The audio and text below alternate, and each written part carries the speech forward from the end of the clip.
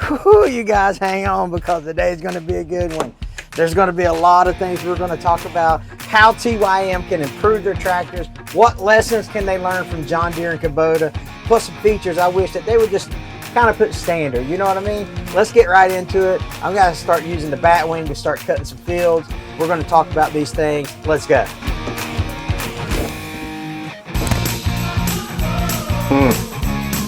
Well, I wish there was something there. That was bright.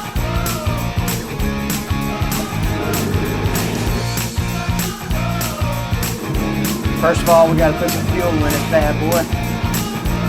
I don't have too much to cut, maybe 30 minutes, 45 minutes worth, something like that.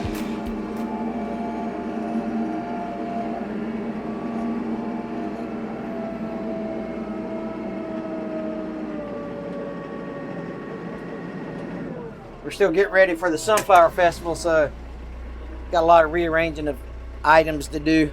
We're gonna make this area like a VIP area, so got to clean that today. But what I ended up doing is moving all my fuel tanks to over here. So let me get this out of the way.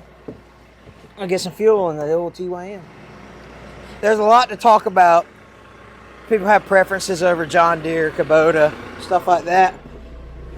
And there's some things that TYM, sure enough, they can learn from that. And I think that if we talk about them, you know, we'll get a consensus of what you guys think and see if it's, no kidding, legit options that they can use, and see if, I don't know, future models, will they incorporate some of this stuff? It's hard to say, you know, because I'm sure they have design plans that are already 20, 24, 25 models and all that. They're probably already designed and in the books. Probably even further out than that, to be honest with you. One thing right off the bat, I didn't think about, but when I was planning the video, I didn't think about this, but now that I'm doing it, make a fuel cap storage holder thingy, or put a cable of some sort, you know, somehow or another, so that it attaches. I painted this one white because I can't tell you how many times I've, you know, walked off and been, oh crap, I forgot my fuel cap. Do something to help us not forget our fuel caps. All right, I'm going to show you one of the biggest things that they can do, in my opinion, when we hook up the bat wing. I'll talk about it then.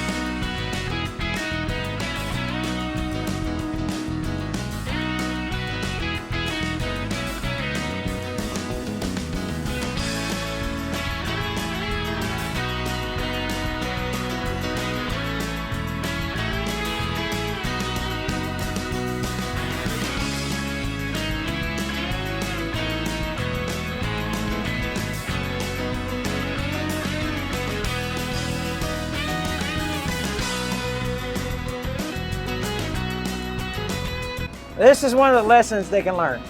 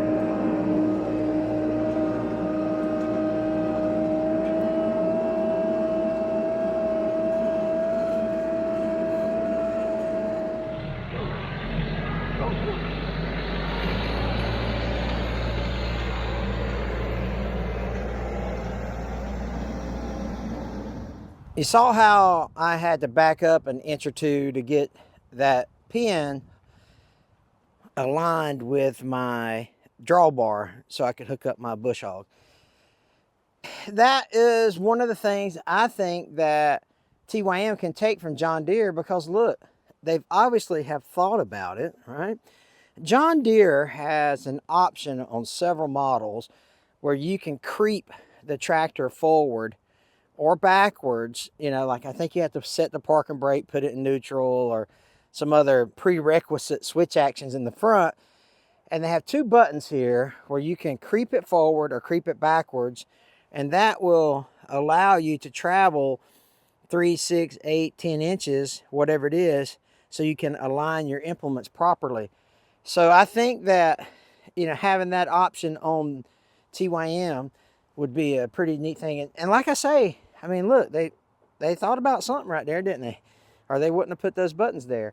And on the other side, there's a, so these fenders, you know, maybe these fenders are for other models as well that have certain options on them, but it would be super nice for them to take a page out of John Deere's playbook and add, I don't know, a creeping option. Is that what, maybe you call it a creeping option? What do you call it? Leave a comment below for the technical name for that, for forward and backwards to help you hook up your implements. But that's not the only thing they can take away. You know, they have, these other big manufacturers have some premium options that I think TYM can introduce that'll make our lives easier as well. Let's talk about a couple more.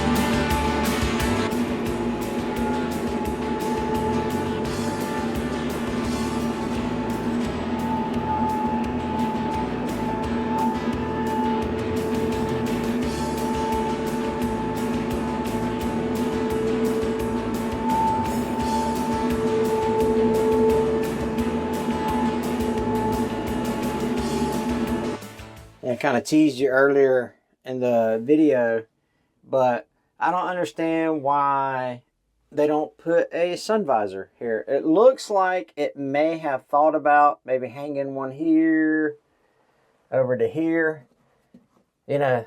So I'm sure there's an aftermarket sun visor you could put on it, and I'm probably going to do that because there is a lot of times where I am mowing in the sun, like today. Today's the perfect example. I'm out here early in the morning. It's probably 8, it might be 9 o'clock by now, but anyway, it's early in the morning, and the sun is coming up, or the sun is setting if you're in the evening, and a sun visor would be such a nice option. I've seen them either in the flip down plastic, tinted plastic kind, or the wind shade. I think Kubota makes a shade that you pull down. And so they could take a lesson from Kubota and make that. But Kubota also does something that I was super impressed with. And I thought, man, this should be the standard for any tractor, to be honest with you. And before I tell you what that is, I'll tell you this. This is by far the most comfortable cab in any tractor I've ever sat in. I mean, you could live in this thing. You've got so much room, it's crazy. I really like the cab. But the two big things I think that they could improve on, or I think TYM can improve on, is one, add a sun visor, sunscreen type device standard. How much would that cost? I don't know, $20 maybe, something like that. And they can jack the price up another $150. But so the sunscreen, sun visor, sun shield option, TYM needs to make that standard, in my opinion. Make this a cab already. I mean, make it an A+ cab. And there's something else in the cab that Kubota does that I think is pretty awesome. Up here we have 4 vents, right? This is for your air conditioning. This is for your climate control. Up here you have your return vents. Here, here, here, and here. All right, so you got your return vents, which is standard. Your returns in the back, your things in your blowing vents are in the front. But what Kubota has added, and I think is awesome, is they put vents down here that you can aim up toward your seat area or your crotch area. And I'm telling you, there's been days where you're wearing shorts and you're out there working in the field and it's hot and you're mowing grass and you're doing some grapple work or whatever, and you're getting out on and off the tractor. Some vents here to blow up, plus the vents, coupled with the vents up here, it would be a very nice feature. So I don't know. I mean, that's a lot of extra design and engineering for that to happen, because you'll have to run the duct work probably through the A-pillars and then underneath the dash somehow to get it. Or you'd have to run, because all the air conditioning stuff is up here. But I think that obviously Kubota figured it out, but boy, would that be nice. Or they have this, but the Branson had a couple that blew on the side. So I'm a fan of that. I like these, but it's always nicer to have them, more spread out and all that good stuff. So maybe one day TYM will come up with an option to put some vents down here on your on the lower level, if you will, so that it blows up instead of down, or as well as down. So good job on that, Kubota. But for a cab tractor, it's hard to beat the inside of a TYM, to be honest with you. Look at all this space I got. So much space for activities. All this floor space. So many activities. All right, let's keep cutting grass. I think there's a couple more things we could talk about that TYM can learn some lessons from some other manufacturers, especially Deere and Kubota. Let's keep cutting grass.